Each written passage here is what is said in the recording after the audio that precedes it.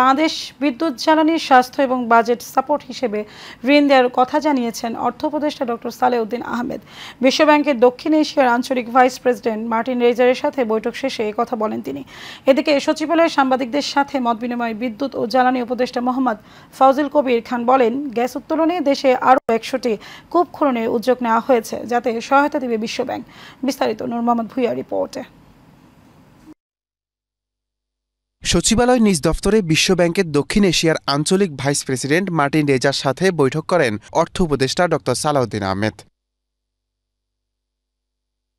বৈঠক শেষে কথা বলেন গণমাধ্যমের সাথে, জানান অন্তর্বর্তী সরকারের কর্মকাণ্ডে সন্তুষ্ট বিশ্বব্যাংক।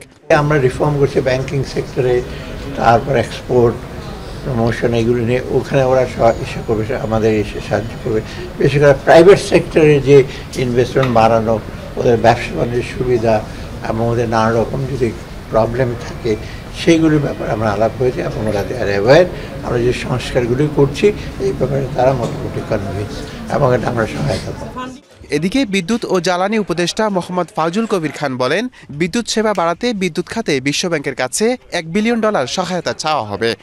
বিদ্যুৎ ও জ্বালানি মন্ত্রণালয় থেকে আমরা বিশ্বব্যাংকের কাছে $1 বিলিয়ন বাজেটারি সাপোর্ট চাইছি, যাতে আমরা গ্যাসের বিল দিতে পারি এবং আমরা বিদেশ থেকে যে বিদ্যুৎ কিনি সেটার বিল দিতে পারি।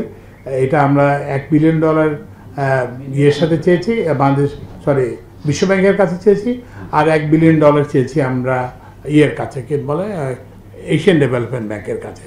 এছাড়াও গ্যাস উত্তোলনে দেশে আরও 100টি কূপ খননের উদ্যোগ নেওয়া হয়েছে বলেও জানান জ্বালানি উপদেষ্টা। একসঙ্গে করবো আর কি, একসঙ্গে আমরা ওই বিদ্যুতের খনন কাজ, সার্ভে, সেসমিক সার্ভে এবং খনন কাজ চালিয়ে যাব। নূর মোহাম্মদ ভুঁইয়া, এশিয়ান টেলিভিশন, ঢাকা।